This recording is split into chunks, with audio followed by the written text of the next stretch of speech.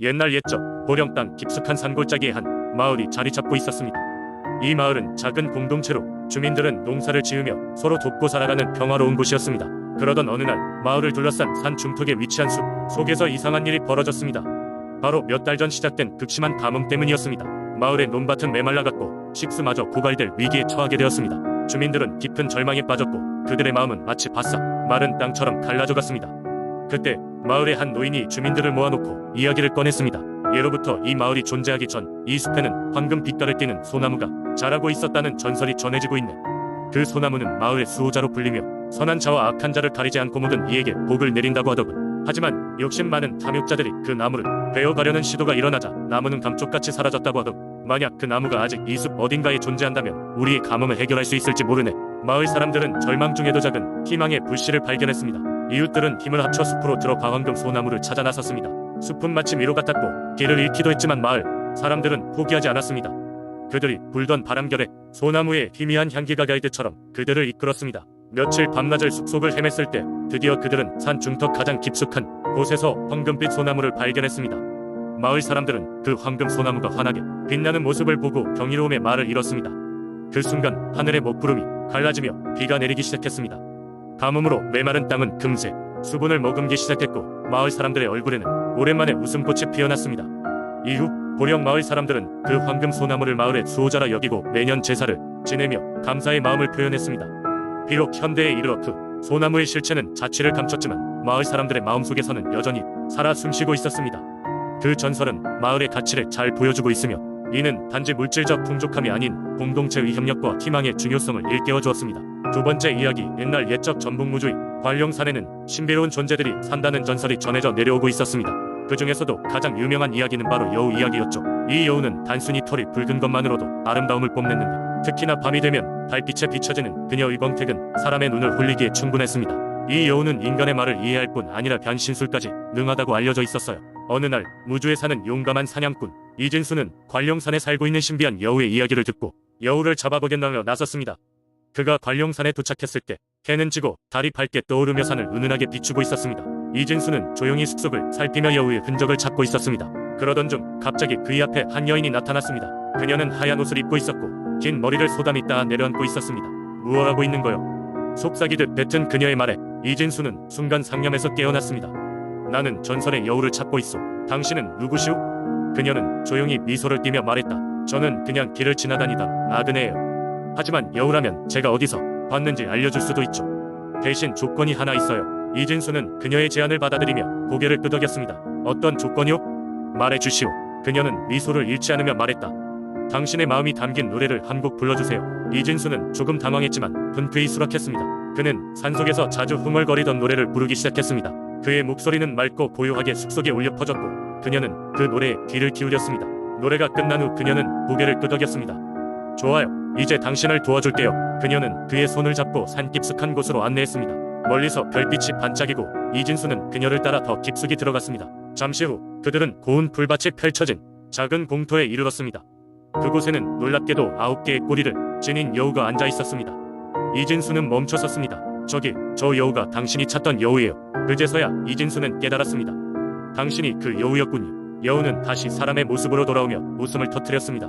맞아요. 당신의 마음이 진실했고 노래가 내가 듣고 싶었던 것이었어요. 이진수는 더 이상의 욕심을 부리지 않았습니다. 그는 여우에게 감사 인사를 전하고 조용히 산을 내려왔습니다. 마을로 돌아온 후 그는 이 경험을 통해 인간과 자연이 어떻게 조화를 이루어 살아가야 하는지를 깨닫게 되었습니다. 이후로 관룡산의 여우는 전설로만 남았지만 탄생한 새로운 이야기는 사람들 사이에서 더욱 가치 있는 전설로 자리 잡았습니다. 세 번째 이야기, 옛날 사천의 작은 마을에는 신비의 담쟁이 덩굴로 알려진 특별한 장소가 있었다. 이 덩굴은 마을 뒤편의 거대한 바위에 자리 잡고 있었고 아무리 가뭄이 심해도 항상 신선함을 유지했다. 그 누구도 이 덩굴이 언제부터 자라기 시작했는지 알지 못했지만 마을 사람들은 이곳에 깊은 신앙심을 갖고 있었다. 어느 날 마을에 기이한 소문이 돌기 시작했다. 신기하게도 그 덩굴 밑에 앉아 기도를 드리면 오래된 고민도 사라지고 이루고픈 소망이 실현된다는 것이었다. 처음에는 그 이야기를 믿지 않는 사람도 많았지만 한 중년 여성이 덩굴 아래서 아들을 위해 간절히 빌었던 후아들이 갑작스러운 병마에서 기적적으로 회복한 사건이 퍼지면서 마을 전체가 술렁이기 시작했다. 마을 주민들은 점차 덩굴로 몰려들기 시작했다. 어떤 이는 건강을 위해, 어떤 이는 사랑을 이루기 위해, 또 다른 이는 재물과 출세를 위해 그 덩굴 아래에서 기도를 드렸다. 시간이 흐르자 덩굴은 신령한 존재로서 마을에서는 없어서는 안 될 중요한 신앙적 장소가 되었다. 마을 사람들은 매년 봄이면 함께 모여 덩굴 주변을 정리하고 그 해의 안녕과 풍요를 빈 후 기념 축제를 열었다. 물론 모든 기도가 이루어지는 것은 아니었지만 덩굴은 마을 주민들에게 위안과 희망을 주었고 수많은 사람에게 용기와 생활에 활력을 불어넣어 주었다. 특히나 한 노인은 매일 아침 일찍 덩굴을 찾아와 인사를 드리고 덩굴이 주는 고유한 아름다움 속에서 하루를 시작하곤 했다. 그의 정성스러운 기도는 덩굴에 대한 신뢰를 더욱 두텁게 했고 마을 사람들에게 좋은 본보기가 되었다. 그러던 어느 날 사천에 큰 비가 내렸다. 마을 사람들은 비 때문에 덩굴이 손상되지 않을까 걱정했지만 그 비는 오히려 덩굴을 더 생기 있게 만들어 주었다. 비가 그친 후 덩굴의 잎사귀는 더 푸르러졌고 그 아래에 머물던 작은 새들도 더욱 활기차게 지저귀었다. 이를 본 마을 사람들은 덩굴이 자연과 조화롭게 살아가는 신비로운 존재임을 다시금 깨달았다. 사천의 신비한 담쟁이 덩굴 이야기는 전설로서 오래도록 후손들에게 전해졌고 지금도 그 덩굴에 대한 이야기는 사천을 방문하는 사람들 사이에서 회자되고 있다. 덩굴은 마을 사람들에게 단순한 식물이 아닌 그들의 삶의 한 부분으로 여전히 남아 그들에게 희망과 위로를 주고 있다. 네 번째 이야기, 옛날 옛적 한국의 전라북도에 위치한 임실이라는 마을은 청정 자연을 자랑하는 곳이었습니다. 이곳은 백운산이라는 마제스트한 산이 중심에 자리 잡고 있었고 사람들은 백운산을 자신들의 삶과 신앙의 중심으로 생각했습니다. 산은 그 자체로 신성시대였고 수많은 전설과 신화가 그 주위를 둘러싸고 있었죠. 그중 가장 유명한 이야기는 백운산이 하얀 호랑이에 관한 이야기였습니다. 백운산에는 수백 년 동안 사람들과 함께했다는 신령한 하얀 호랑이가 살고 있다고 합니다. 이 호랑이는 수호신으로 여겨졌으며 마을을 위험으로부터 지켜주었다고 하죠. 어느 화창한 가을날 임실 마을에는 한 무리 외지인들이 찾아왔습니다. 그들은 백운산에 너른 금광이 있다는 소문을 듣고 온 금광 탐사자들이었습니다. 그들이 백운산으로 향하자 마을 사람들은 걱정이 앞서기 시작했습니다. 하얀 호랑이가 그들의 탐욕에 분노하여 벌을 내릴지도 모른다고 생각했기 때문입니다. 외지인들은 경고를 무시하고 백운산 깊숙한 곳으로 탐사를 시작했습니다. 그들이 산에 들어간 첫날 밤 달빛이 밝게 비추던 그 밤에 신비로운 일이 벌어졌습니다. 하얀 호랑이가 마치 달빛 그 자체처럼 나타나 그들의 길을 막아섰습니다. 호랑이는 은부시 색이었고 그들의 심장마저 얼어붙게 만드는 위험을 풍겼습니다. 오랜 시간 동안 흐르던 침묵을 깨고 호랑이가 깊고 울림 있는 목소리로 말했습니다. 이곳은 너희의 탐욕을 채울 금광이 아니다. 백운산의 주인으로서 너희에게 이룬다. 이 땅을 떠나라. 외지인들은 그 강력한 힘에 눌려 마을로 돌아갈 수밖에 없었습니다. 그들은 자신들이 본 하얀 호랑이의 이야기를 전하며 신령한 존재의 힘을 절감했습니다. 이후 마을 사람들은 백운산과 하얀 호랑이에게 더욱 깊은 감사와 존경을 드리며 살아갔습니다. 그들은 매년 봄 백운산에서 풍작을 기원하는 제를 올렸고 하얀 호랑이에게 산의 보호자 역할을 계속 해달라는 기도를 바쳤습니다. 이러한 신앙은 세대를 거쳐 이어져 오며 여전히 임실 사람들의 마음속에 서살아 숨쉬고 있습니다. 백운산의 하얀 호랑이는 단지 전설로만 끝나는 이야기가 아니었습니다. 그 존재는 임실 사람들의 심장을 하나로 묶어주는 힘이며 자연과 인간이 어떻게 조화를 이루며 살 수 있는지를 보여주는 교훈으로 남았습니다. 임실의 민속신앙은 그렇게 사람들의 삶 속에 깊이 뿌리내리고 지금도 여전히 마을의 정신적 지주로 자리 잡고 있답니다. 다섯 번째 이야기, 옛날 옛적 전라북도 부안의 바다는 푸르고 맑은 물결로 가득 차 있어서 때로는 거친 폭풍이 몰아치기도 하였습니다. 이 지역 주민들은 바다를 생활의 터전으로 삼고 있었기에 그들의 삶은 바다의 평화와 풍요로움에 달려 있었습니다.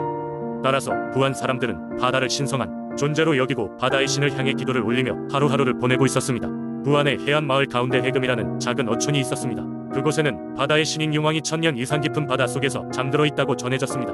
전설에 따르면 용왕은 부안 바다의 평화와 풍요를 수호하고 뱃사람들에게는 풍어를, 육지 사람들에게는 비옥한 땅을 안겨준다고 하였습니다. 어느 해 예년과는 달리 부안 지역에 큰 가뭄이 찾아왔습니다. 강물은 말라서 바닥을 드러냈고 농작물은 타들어가듯이 들어갔습니다. 이로 인해 바다마저도 기이하게 물을 줄여가고 있었습니다.